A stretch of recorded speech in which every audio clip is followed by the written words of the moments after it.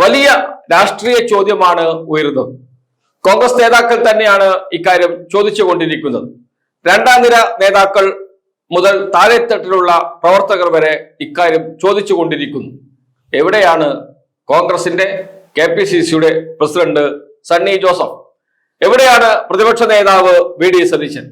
ഈ ചോദ്യമാണ് ഇപ്പോൾ കോൺഗ്രസിനകത്ത് ഉയരുന്നത്. എന്തുകൊണ്ടാണ്? കേരളത്തിൽ അങ്ങോളം ഇങ്ങോളം കോൺഗ്രസിൽ പ്രതിസന്ധിയാണ്. സീറ്റ് വിഭജന ചർച്ച ഇതുവരെയും പൂർത്തിയായിട്ടില്ല. സീറ്റ് നിർണയം ഇതുവരെയും പൂർത്തിയായിട്ടില്ല.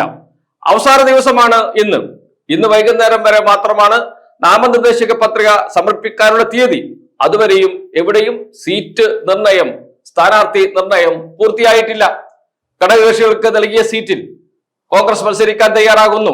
ചർച്ച നടത്തി പരിഹാരം കാണാൻ കഴിയുന്നില്ല. ഏറ്റവും പ്രധാനപ്പെട്ട ജില്ലാ പഞ്ചായത്തിലേക്കുള്ള സ്ഥാനാർത്ഥി നിർണയം പോലും പൂർത്തിയാക്കാൻ UDFനും കോൺഗ്രസിനും കഴിയുന്നില്ല എന്നത് നമ്മുടെ മുന്നിലുണ്ട്. കഴിഞ്ഞ ദിവസമാണ് തിരുവനന്തപുരത്ത് വീണ്ടും രാജി. KPCCയുടെ സംസ്ഥാന ജനറൽ സെക്രട്ടറി രമണി P. നായരാണ് മണ്ഡലം കോർ കമ്മിറ്റിയിൽ നിന്ന് രാജിവെച്ചത്. കമ്മിറ്റി അധ്യക്ഷ സ്ഥാനത്ത് നിന്ന് രാജിവെച്ചത്. രാജി തുടങ്ങി വെച്ചത് മണക്കാട് സുരേഷാണ്. മണക്കാട് സുരേഷിന്റെ രാജി പിൻവലിക്കാൻ നേതാക്കൾ ഇടപെടുകയും പ്രശ്നം പരിഹരിക്കുകയും ഒക്കെ ചെയ്ത് മണക്കാട് സുരേഷ് തിരിച്ച് കോൺഗ്രസിനോടൊപ്പം ചേർന്ന് പ്രവർത്തിക്കാൻ തീരുമാനിക്കുകയും ഒക്കെ ചെയ്തിരുന്നു. കോർ കമ്മിറ്റിയുടെ ഭാഗമാകാൻ തീരുമാനിച്ചിരുന്നു. പക്ഷെ രമണി P. നായർ രാജിവെച്ചു. ആരും രമണി P. നായരുമായി ചർച്ചയ്ക്ക് പോലും തയ്യാറായിട്ടില്ല. തിരുവനന്തപുരം DCC ജനറൽ സെക്രട്ടറി കഴിഞ്ഞ ദിവസമാണ് എല്ലാ സ്ഥാനമാനങ്ങളും, കോൺഗ്രസ് നൽകിയ എല്ലാ സ്ഥാനമാനങ്ങളും കോൺഗ്രസിന്റെ പ്രാഥമിക അംഗത്വവും രാജിവെച്ച് പുറത്തുപോയത്. കോൺഗ്രസിൽ നിന്ന് ഒരു ചർച്ചയും നടക്കുന്നില്ല. എവിടെയും പ്രശ്നം പരിഹരിക്കാൻ ആരും ഇടപെടുന്നില്ല. സംസ്ഥാന തലത്തിൽ പ്രശ്നം പരിഹരിക്കുന്നതിന് വേണ്ടി ഒരു കോർ കമ്മിറ്റി രൂപീകരിക്കും എന്നൊക്കെ പറഞ്ഞിരുന്നു. KPCCയുടെ കോർ കമ്മിറ്റി ഉണ്ട്. ആ കോർ കമ്മിറ്റിയെ നയിക്കുന്നത് ദീപാദാസ് മുൻഷിയാണ്. ആ കോർ കമ്മിറ്റിയും എവിടെയും ഇടപെടുന്നില്ല. തിരുവനന്തപുരം കോർപ്പറേഷനിൽ പോലും മുസ്ലിം ലീഗുമായുള്ള തർക്കം തുടരുകയാണ്. മുസ്ലിം ലീഗ് മത്സരിക്കുന്ന വാർഡിൽ റിബൽ സ്ഥാനാർത്ഥിയെ നിർത്തുമെന്ന് കോൺഗ്രസ് നേതാക്കൾ തന്നെ പരസ്യമായി പറയുന്ന ഘട്ടം വരെ എത്തിയിട്ടുണ്ട്. ഇന്ന് 5 മണി കഴിഞ്ഞാൽ മാത്രമേ എന്താണ് സ്ഥാനാർത്ഥി നിർണയത്തിൽ കോൺഗ്രസും UDFും എവിടെ നിൽക്കുന്നു എന്ന് അറിയാൻ കഴിയുകയുള്ളൂ.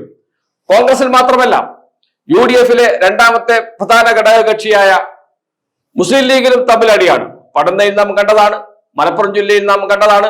ഇപ്പോഴും മുസ്ലിം ലീഗിന് പോലും സ്ഥാനാർത്ഥി നിർണയം പൂർത്തിയാക്കാൻ കഴിയുന്നില്ല. മുസ്ലിം ലീഗിന്റെ സംസ്ഥാന ജനറൽ സെക്രട്ടറി PMA സലാമിന്റെ നാട്ടിൽ മുസ്ലിം ലീഗിന് വിമത സ്ഥാനാർത്ഥി വന്നതും നാം കണ്ടു. അവർ ഇപ്പോഴും മത്സര രംഗത്ത് നിൽക്കുന്നു എന്ന് തന്നെയാണ് ഉറപ്പിച്ചു പറയുന്നത്. എന്ന് വെച്ചാൽ മുസ്ലിം ലീഗും ഇതുവരെ ഇല്ലാത്ത പ്രശ്നത്തെ നേരിടുന്നു. മുസ്ലിം ലീഗ് ഒരു കേഡർ പാർട്ടി സിസ്റ്റം പിന്തുടരുന്ന പാർട്ടിയാണ് എന്നാണ് പറയുന്നത്. വിശാലമായ ഒരു തെരഞ്ഞെടുപ്പ് നടക്കുമ്പോൾ അവിടെയും ഇവിടെയും ഒക്കെ ചില പ്രശ്നങ്ങളൊക്കെ ഉണ്ടാകും, സ്വാഭാവികമാണ്. കേഡർ പാർട്ടി എന്ന് അവകാശപ്പെടുന്ന CPMൽ പോലും അത്തരം പ്രശ്നങ്ങളുണ്ട്. അവർക്കും വിമത സ്ഥാനാർത്ഥികളുണ്ട്.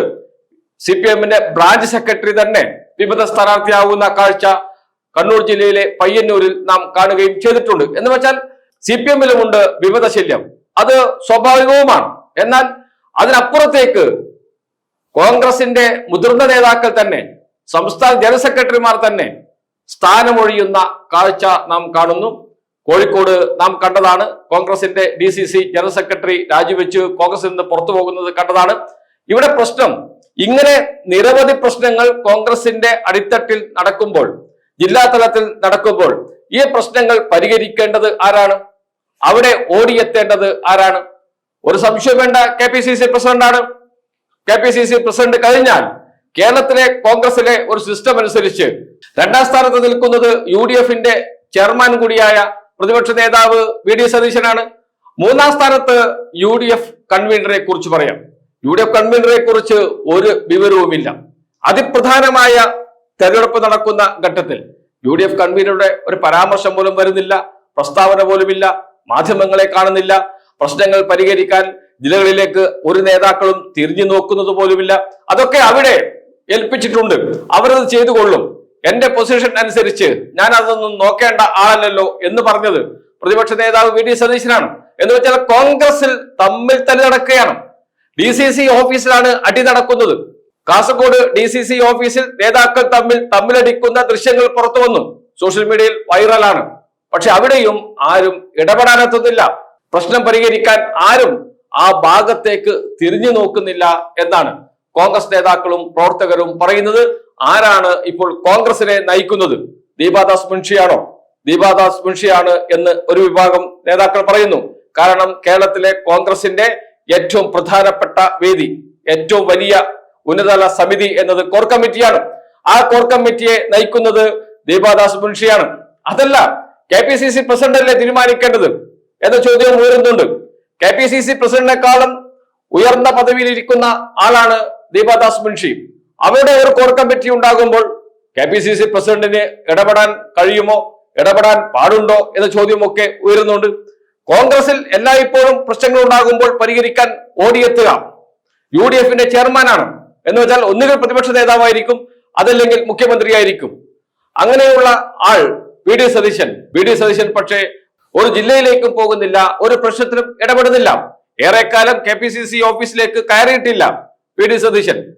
സംഘടനാ ജനറൽ സെക്രട്ടറിമാരെ പ്രഖ്യാപിച്ചു. എന്തുകൊണ്ടാണ് സെക്രട്ടറിമാരെ പ്രഖ്യാപിക്കാത്തത് എന്ന ചോദ്യം ഉയർത്തി.